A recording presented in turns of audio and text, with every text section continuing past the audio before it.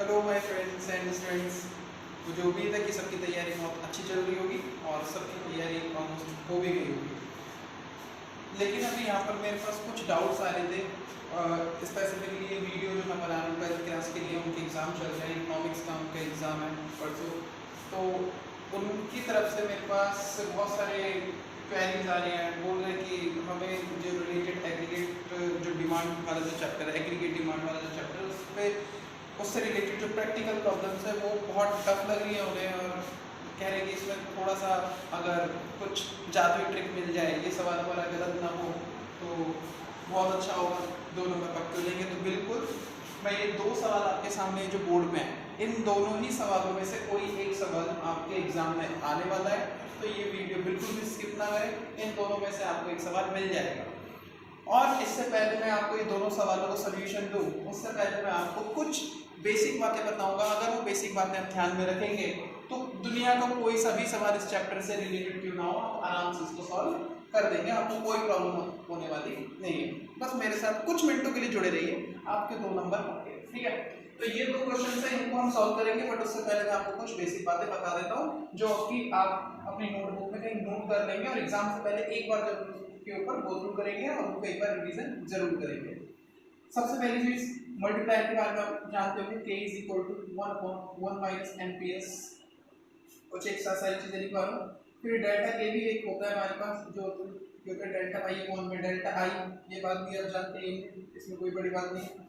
Then आपको पता भी होगा APS plus APC is equal to 1, सबने पढ़ लिया होगा। इससे हम 2 रिजल्ट्स और निकाल सकते हैं, APC is equal to 1 minus APS या APS is equal to 1 minus APC, ठीक। नंबर 1। नंबर 2, इसके अलावा एक आप निकाल सकते हैं MPS plus MPC is equal to 1, इससे भी आप 2 और रिजल्ट्स निकाल सकते हैं। देन आपको एक function, consumption function c is equal to c bar plus b y, ठीक है। यहाँ पर b इज इक्वल टू क्या होता है, ये नोट कर लेंगे, ठीक है। b इज इक्वल टू क्या होता है, b हम बोलते हैं एमपीसी को, किसको बोलते हैं भाई, ध्यान रखेंगे, एमपीसी को b बोला जाता है। देन हमारे पास एक होता है saving function, s is equal to minus का c bar plus 1 minus b, ये हो गया हमारे पास 1, ठीक है।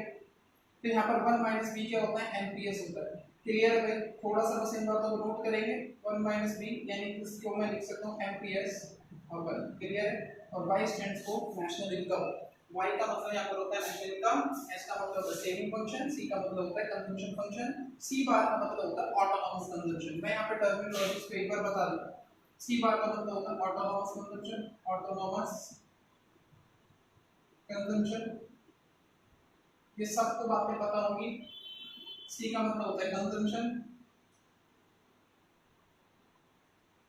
s का मतलब होता है सेविंग, y का मतलब होता है नेशनल इनकम। सिर्फ इनकम नहीं बोलेंगे, नेशनल इनकम बोलेंगे, क्योंकि आप ये मैक्रो इकोनॉमिक्स पढ़ रहे हैं, किसी माइक्रो नहीं पढ़ रहे, ठीक है। तो ये बात है, क्लियर। देन सबसे इंपॉर्टेंट चीज जो आपको ध्यान रखनी है वो ये 5th पार्ट में यहाँ पे मैं बताऊंगा उससे, y is equal to c plus s, y is equal to c plus s और y is equal to c plus i। यहाँ पे इंपॉर्टेंट मान बना के लिखेंगे कि यहाँ पे i is equal to क्या होता है, s के होता है। i is equal to हमेशा किसके होगा, s के होगा, यानी कि i और s दोनों यहाँ पर क्या होते हैं, ऐसा क्यों होता है, क्योंकि जब भी हम इस इकोनॉमी की बात कर रहे हैं तो ये इकोनॉमी कौन से इक्विलिब्रियम में है। इक्विलिब्रियम में जब भी इकोनॉमी होगी तो वो कैसी होगी, जब भी हम किसी 12th क्लास में इस चैप्टर से रिलेटेड क्वेश्चंस की बात करेंगे तो ऑलरेडी क्या होंगे, इक्विलिब्रियम में हमारी, हम ये कंसीडर करके चलते हैं कि हमारी जो इकोनॉमी वो इक्विलिब्रियम में है, तभी हम i is equal to s लिखते हैं, ठीक है। तो ये हमारी इकोनॉमी किसमें है, इक्विलिब्रियम में, ठीक है। हमारी अर्थव्यवस्था इक्विलिब्रियम में, जहां पे i is equal to s, और ये i is equal to s क्यों होता है, इसके पीछे आप कहानी जान जाओगे। क्योंकि जब भी कोई अर्थव्यवस्था एक संतुलन में होती है, इक्विलिब्रियम में होती है, तो उसकी एग्रीगेट सप्लाई एग्रीगेट डिमांड के बराबर होती है। एक बार प्रूव करके दिखा देता हूं, एग्रीगेट सप्लाई किसके बराबर होता है, c plus s, और एग्रीगेट डिमांड होता है c plus i, c से c कैंसिल हो जाता है, s is equal to i आ जाता है, ठीक है। ये बात सबको पता है, ओके। मैं इसको यहाँ पर रख कर रहा हूँ, आप स्क्रीनशॉट ले सकते हैं इन बातों का, बस आपको ये बात पता होनी जरूरी है। अब क्वेश्चंस को देखते हैं कि कैसे क्वेश्चन सॉल्व करेंगे, जो मैंने बातें लिखवाई। सबसे पहला क्वेश्चन जिसके आने के सबसे ज्यादा चांसेस है, ये रहा, वेरी वेरी वेरी इंपॉर्टेंट, इसके ऊपर मार्क कर लो, इससे बड़ी चुप करके जरूर जाना, इस टाइप का क्वेश्चन आपको मिलेगा जरूर, ठीक है। तो इसको जरूर करके जाना, कम से कम ये वाले क्वेश्चन तो आप जरूर करके जाइए। अच्छा ये रहा, तो पहले क्वेश्चन की तरफ चलते हैं। इसमें लिखा हो इन एन इकोनॉमी, इस इकोनॉमी में c इज इक्वल टू, मुझे कंजम्पशन फंक्शन दिया हुआ है, इसको फंक्शन बोलते हैं। c is equal to 300 plus 0.55 and i is equal to, in i stand for investment, i is equal to 600 rupees. ये करोड़ में होते हैं जितने भी अमाउंट होते हैं। कैलकुलेट द फॉलोइंग, इन सारी चीजों को मुझे कैलकुलेट करना है। फर्स्ट पॉइंट क्या है हमारे पास, इक्विलिब्रियम लेवल ऑफ इनकम। ठीक है, हमें इक्विलिब्रियम लेवल ऑफ इनकम को काउंट करना है। तो देखो भाई कैसे करेंगे, जरा एक बात को समझना। जब भी क्वेश्चन में आपको कंजम्पशन फंक्शन दे रखा होगा, जब भी क्वेश्चन में क्या दे रखा होगा, कंजम्पशन फंक्शन दे रखा होगा। ये कंजम्पशन फंक्शन भी दे के रख सकते हैं या सेविंग फंक्शन भी दे के रख सकते हैं। कोई भी फंक्शन दे रखा हो, आपकी स्टार्टिंग जो आंसर की होने वाली है उस केस में आप इन दोनों को ही ध्यान में रखिएगा। ठीक है,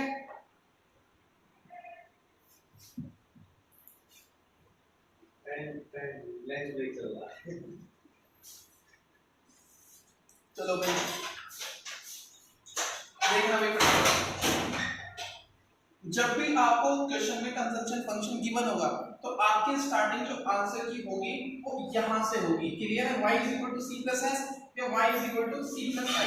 इसके अलावा कोई और दूसरा तरीका नहीं होगा अपने क्वेश्चन को स्टार्ट करने का।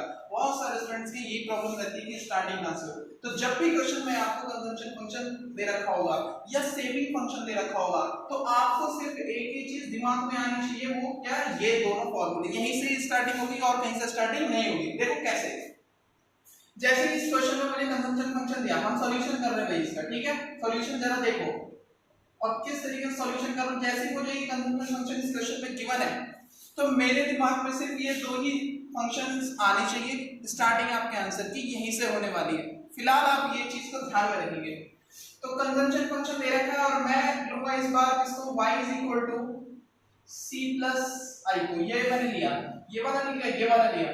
ये क्यों लिया, क्योंकि मुझे क्वेश्चन में i गिवन था तो मैंने i ले लिया। सेविंग गिवन था तो सेविंग ले लेता, तो मुझे i गिवन था। क्लियर, अब जरा देखेंगे y is equal to c, c की जगह मुझे फंक्शन दिया ही y पूरा का पूरा 300 plus 0.5y plus i, i कितना दिया हुआ है मुझे 600। इसको सॉल्व करेंगे। क्लियर, ये इधर आएगा y minus 0.5y is equal to 300 plus 600 कितना हो गया 900। y में से 0.55 जाएंगे तो 0.5y हमारे पास रिमाइंडर बच जाएगा 900 इक्वल टू में, तो y की जो वैल्यू हमारे पास निकल गई 900 अपॉन 0.5। पॉइंट को यहां से हटाएंगे, ऊपर एक जीरो को लेकर के चले जाएंगे यहां से। अब नीचे क्या रहेगा, 5 से हम इसको कैंसिल करेंगे, कितना टाइम जाएगा, 5 से 5, ठीक है, बचेगा 4, 5 8 40, रह गए कितने 1800। यानी कि हमारी नेशनल इनकम कितना आ गई 1800। क्लियर है, यहां से हमारी नेशनल इनकम निकल के आ चुकी है और उसने हमसे यही पूछा था इक्विलिब्रियम लेवल ऑफ इनकम। ये बड़े प्यार से हमारे पास निकल के आ गई। इसके अलावा मैं इसको रब कर रहा हूं, मुझे उम्मीद है कि सबने इसको क्या कर लिया होगा, स्क्रीनशॉट ले लिया होगा अपनी नोटबुक में, आपने नोट कर भी लिया होगा। मैं इसको यहां से हटा, अब जरा देखो, अगर इसके अलावा इनकम के अलावा कुछ और भी पूछ लेता कि भाई ऑटोनॉमस कंजम्पशन बताओ, तो ऑटोनॉमस कंजम्पशन देखो सी बार, ऑटोनॉमस कंजम्पशन का मतलब होता है सी बार। ये एक ऐसा कंजम्पशन होता है जब आपकी इनकम जीरो होती है उसके बाद भी आप कुछ ना कुछ जो कंजम्पशन करते हो उसी को बोलते हैं ऑटोनॉमस कंजम्पशन। तो यहाँ पर ऑटोनॉमस कंजम्पशन क्या है, ये देखो कंजम्पशन फंक्शन दिया हुआ है। कंजम्पशन फंक्शन से जब कंपेयर करते हैं c c bar plus by, यानी कि c को कहते हैं ऑटोनॉमस कंजम्पशन। इसका मतलब हमारे पास ऑटोनॉमस कंजम्पशन कितना हो गया 300, हमारे पास ऑटोनॉमस कंजम्पशन हो गया। क्लियर है, ओके। देन इसके बाद वो हमसे ये भी पूछ सकते हैं कि एमपीसी कितना है, एमपीसी। तो भाई फिर से आप कंपेयर करो इक्वेशन को, c c bar plus by, b को ही क्या बोला जाता है एमपीसी, b को क्या बोला जाता है एमपीसी, और b कहां पर है हमारा, ये रहा। तो एमपीसी हमारा कितना निकल गया 0.5। और अगर मुझसे एमपीएस कोई पूछ लेता तो एमपीएस क्या होता है 1 माइनस एमपीसी। ये रिजल्ट कहां से निकल के आया, ये रहा। गौर से देखो जरा इसे, एमपीएस निकालने के लिए बोला है, तो एमपीएस निकालने के लिए क्या करेंगे, एमपीसी को उधर लेके चले जाएंगे, 1 माइनस एमपीसी, ये हमारा क्या होता है एमपीएस। क्लियर है, तो 1 माइनस एमपीसी, एमपीसी कितना है मेरे पास 0.5, यहां पर निकल के आ गया मेरे पास कितना 0.5, ये मेरे पास एमपीएस निकल के आ गया। कुछ भी पूछे आप आसानी से इसको निकाल लेंगे। स्क्रीनशॉट ले लो कैसे हमने सॉल्व किया है, उसे देख लो एक बार। अगर किसी को फिर भी कोई डाउट हो तो मुझे कमेंट में बता देना, मैं तुरंत उसको पर्सनली उसके डाउट्स को सॉल्व करने के लिए यहाँ पर अवेलेबल रहूंगा। अब नेक्स्ट टाइप का क्वेश्चन जो तुम्हारे एग्जाम में बन सकता है, ठीक है, वो जो है देखो वो ये है, in an economy investment increases by 1000 lakh to rupees 1200 lakh, यानी कि 1 लाख रुपए से 1200 लाख रुपए तक आपकी इन्वेस्टमेंट इंक्रीज हो जाती है। मतलब ये चेंज दिखा रहा है, और चेंज को किस नाम से दिखाता है, किस साइन से दिखाता है, चेंज को दिखाते हैं डेल्टा से। क्लियर? तो जरा देखो यहाँ पर क्या चेंज हो रही है, यहाँ पर हमारी इनकम चेंज हो रही है। क्लियर है? सॉरी, इन्वेस्टमेंट चेंज हो रही है, यहाँ पर हमारी क्या चेंज हो रही है, इन्वेस्टमेंट। तो डेल्टा आई, डेल्टा आई, डेल्टा का मतलब चेंज, इसमें चेंज, इन्वेस्टमेंट में चेंज। कितना चेंज हो रहा है, 1000 से 1200 हो गया, तो कितना चेंज आया, 1200 में से 1000 को माइनस करेंगे तो ये निकल के आया 200। ये डेल्टा आई हमारा निकल के आएगा। जब हमारी इन्वेस्टमेंट चेंज होती है तो क्या कह रहा है, as a result total income raises by 800 है। जो हमारी टोटल इनकम है वो कितना चेंज हो जाती है, यानी कि इसमें टोटल इनकम रेजेस बाय, अब वर्ड नोट करो, रेजेस बाय, ऑलरेडी इसने चेंज करके दिया है कि आपकी इनकम कितनी चेंज हो जाती है, तो ये हो गया delta y is equal to कितना हो गया, 800। कैलकुलेट एमपीएस, आपसे एमपीएस कैलकुलेट करने के लिए बोला है। तो अब जरा एक चीज को ध्यान में रखेंगे, जब भी चेंज का फॉर्मूला आएगा तो आपका इनके बिना भला नहीं होने वाला। अगर आप अपना भला चाहते हो और चेंज का कहीं वो क्वेश्चन दिखा रहा है आपको कि भाई इन्वेस्टमेंट में चेंज है या इनकम में चेंज है, तो देन आपके दिमाग में ये दो बातें ही आनी चाहिए। अगर इसका एक कहीं क्वेश्चन आपको मिल जाए तो तुरंत इसको साइड में लिख लो, इसको याद कर लो। दो ही टाइप के क्वेश्चन पूरी बुक के अंदर बनते हैं, एक ये वाला टाइप, एक ये वाला टाइप, ठीक है। उस टाइप के लिए मैंने बताया कि जब भी वो क्वेश्चन आएगा जिसमें आपको कंजम्पशन फंक्शन या सेविंग फंक्शन दे रखा होगा, तो दो बातें ध्यान रखनी है, y = c + i और y = c + s। यहीं से ही आपका आंसर स्टार्ट होगा। और जब आपको चेंज के बारे में दे रखा होगा तो चेंज के लिए आपको ये दो बातें ध्यान रखनी है। क्लियर है? तो जरा देखो, मुझे डेल्टा i और डेल्टा y दे रखा है। जब डेल्टा i और डेल्टा y मुझे दिया हुआ है तो मैं यहां से डेल्टा k, या जिसको हम k भी बोल सकते हैं, ठीक है, वो निकाल देंगे तो कितना ये delta y upon delta i। Delta y कितना दिया हुआ है 800 और डेल्टा i कितना दिया हुआ है 200। इसको डिवाइड करेंगे तो कितना आ गया 4। इसका मतलब k = आ गया 4। k को बोलते हैं गाइस मल्टीप्लायर। इसका मतलब ये होता है कि अगर आपने 200 रुपीस इन्वेस्ट किए तो आपकी इनकम 4 टाइम क्या हो जाएगी, मल्टीप्लाई हो जाएगी। तो हो भी गई है। देखो, जब आपने 200 इन्वेस्ट किए और तो आपकी इनकम 800 हो गई, यानी कि 4 टाइम हो गई। 2 4 से 80 होता है। क्लियर है? ये मल्टीप्लायर को दिखाता है। ये हमारे यहां से एक आ चुका है, लेकिन पूछा तो उसने हमसे क्या था, एमपीएस था। और एमपीएस के लिए हम ये जानते हैं, फिर से अगेन के का फार्मूला यूज करेंगे मल्टीप्लायर में, ठीक है। तो एमपीएस निकालने के लिए k = कितना हो जाएगा, 1/1 - एमपीएस, और ये रहा मेरे पास एमपीएस। क्लियर? k की वैल्यू कितनी है हमारे पास, k की वैल्यू आ चुकी है 4, और 1/1 - एमपीएस। 1 - एमपीएस क्या होता है, 1 - एमपीएस होता है एमपीसी। क्या होता है 1 - एमपीएस, क्या होता है हमारे पास एमपीसी। क्लियर है भाई? ये रहा एमपीसी, ठीक है। तो पहले हम एमपीसी निकाल लेते हैं। जरा देखो, इधर आएंगे हम, तो इधर आए तो इसे एमपीसी को ऊपर लेके जाते हैं और 4 कहां आएगा, नीचे आ जाएगा। डिवाइड करेंगे तो कितना हो जाएगा 40.25। ये क्या निकल के आ गया हमारे पास एमपीसी। और पूछा क्या है उसने हमसे, एमपीएस। तो एमपीएस हम कैसे निकालेंगे, 1 - एमपीसी एमपीएस होता है, यानी कि 1 - 0.25 कितना हो गया 0.75। हमारे पास एमपीएस आ गया। तो यहीं पर हमारी क्लास ओवर होती है। और जो भी लोग परसों एग्जाम देने जा रहे हैं इकोनॉमिक्स का, इन दोनों क्वेश्चंस को जरूर सॉल्व करके जाएं। आपको इन दोनों में से एक क्वेश्चन जरूर मिल जाएगा। इसको सॉल्यूशन देखें, आराम से देखें, इत्मीनान से देखें। कोई अगर आपको फिर भी प्रॉब्लम है, इसमें कोई समझने में आपको कोई प्रॉब्लम आ रही है, मुझे कांटेक्ट कर सकते हो, ठीक है। पर्सनली भी मुझे कांटेक्ट कर सकते हो। ये मेरा मोबाइल नंबर है 8178